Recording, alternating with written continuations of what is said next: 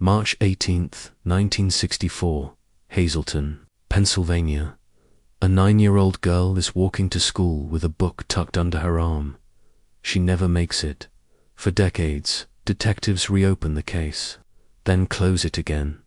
No witnesses, no confession, no answers, and then, almost 60 years later, a teenager, sitting at his home computer, finds the crack everyone missed. Not a police officer, not a forensic scientist, just a kid, building a family tree that leads straight to a killer. This is the story of how a child's murder, thought unsolvable, finally spoke. While the world had written off Marise Chiverella's case, evidence quietly waited in a lab. Decades later, a teenager opens a folder, scans photographs, and studies a brittle piece of paper with a name scribbled in ink.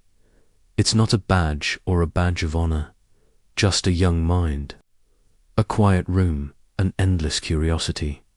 He notices something the detectives never did. A pattern in the family connections. A thread that stretches across decades. A thread that could finally point to the person responsible for taking Marise's life.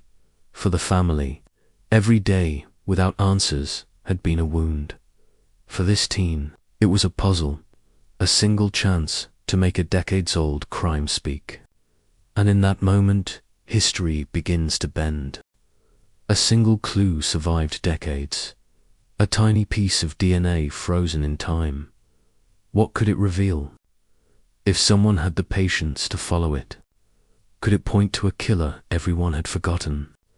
Could it expose secrets buried deep in a family tree, where no one thought to look?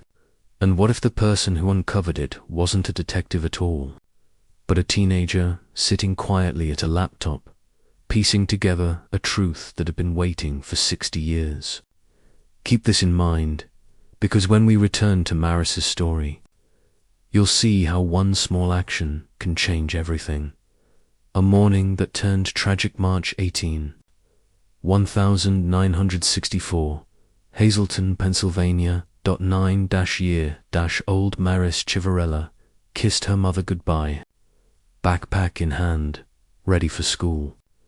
She was gentle, bright, and loved, the kind of child everyone in the neighborhood knew. Hours later, she didn't return. Neighbors searched the streets. Teachers called homes. Police combed every corner. Then came the news no one wanted. Her body had been found, assaulted, murdered, a community frozen in grief. The investigation begins and stumbles. Detectives worked tirelessly. Suspects were questioned, timelines were reconstructed, rumors were chased, every lead, every tip collapsed. No witness could identify the culprit. No confession emerged, and decades passed, leaving the case cold. For Marise's family, the silence grew heavier with each year, yet one clue quietly survived, the tiniest trace of DNA, untouched, waiting for someone who could see its potential. This DNA was unremarkable in 1964. By the 1980s, science could do something with it. By the 2000s, forensic genealogy turned it into hope. But hope alone wasn't enough. Branches of families sprawled endlessly. Records were incomplete. People had moved, married, or died. Detectives hit dead end after dead end. Mini cliffhanger. Every trail seemed to vanish until someone unexpected stepped forward. A teenager, quiet, patient, relentless. Not a detective, not a professional, just someone who saw structure in the chaos. Piece by piece, family trees began to form. Cousins connected, relatives aligned. One lineage emerged from the tangle of names. Mini cliffhanger. And at the tip of that branch, a name that had always existed, but never stood out. For decades, no one suspected. No one imagined this could be the key to solving the impossible. Asterisk, high school, a quiet bedroom, a laptop glowing late into the night. This teenager wasn't chasing fame. He wasn't interrogating suspects. He was following a hunch that every clue left behind, no matter how small, could connect the dots. The patient work begins. He built family trees, thousands of names, generations spanning decades. He traced marriages and cousins who had never met. Where detectives saw chaos, he saw patterns forming. Mini cliffhanger, one dead end led to another, until suddenly, a single connection clicked. A breakthrough in silence, branches aligned.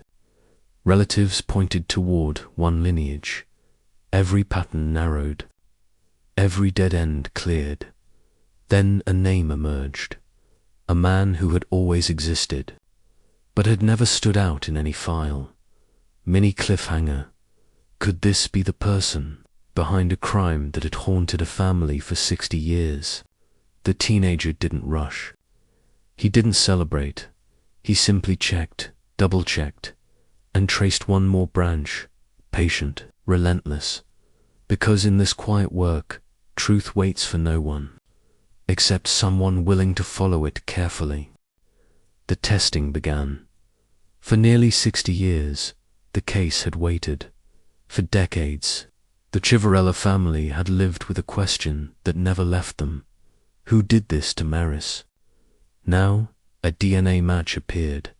Mini cliffhanger. It was real, undeniable. The name on the file, the lineage traced by a teen, all pointed to one man. He had died years earlier. No trial, no courtroom, no apology, but the truth, long buried, long denied, was finally known for the Chiverellas. This wasn't justice. It wasn't punishment. It was closure, a quiet end to decades of wondering, and a long-awaited answer to the question that had haunted them for a lifetime. Mini cliffhanger. Yet even with the killer gone, the case sent ripples far beyond the family, a warning, a lesson, and a reminder that DNA never forgets.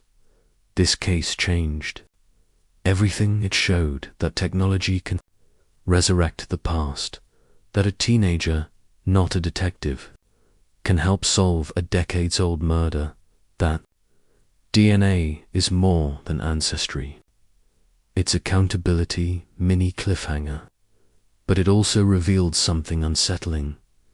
Our genetic code lives longer than we do.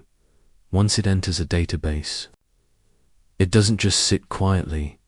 It can point to crimes, secrets, and connections we never imagined.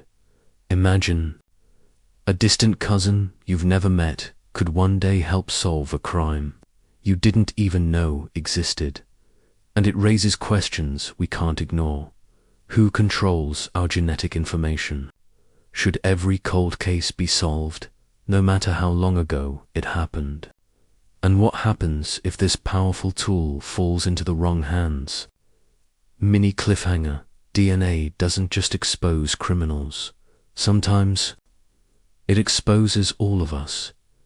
The teen's discovery was extraordinary, but the story doesn't end with him.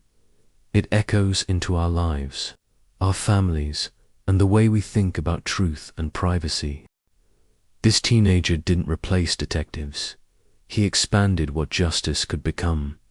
But his work raises a question that hits closer to home. Mini cliffhanger. Who truly controls our DNA? Once it's uploaded, your genetic code can reveal more than ancestry. It can connect distant relatives, solve crimes, or uncover secrets you never intended to share. Should every cold case be solved, no matter how long ago it happened? And what if these tools fall into the wrong hands? A hacker, a stalker, someone with power. Mini cliffhanger. Technology doesn't just expose criminals. Sometimes it exposes all of us, our families, our past, the parts of history we thought were private. Marise's case shows the power of curiosity, persistence, and science. But it also reminds us, the closer we get to truth, the more we must ask ourselves what we're willing to risk to find it. Marise Chiverella's story reminds us that justice can be delayed, but truth never disappears. Pain can echo across generations, and sometimes heroes don't wear uniforms. They don't hold badges or chase criminals. They sit quietly, late at night, following patterns no one else notices. They research relentlessly, piece by piece, refusing to let history stay silent. Mini cliffhanger. Because the past isn't buried. It waits for someone patient enough, curious enough to uncover it. And when that happens, everything can change.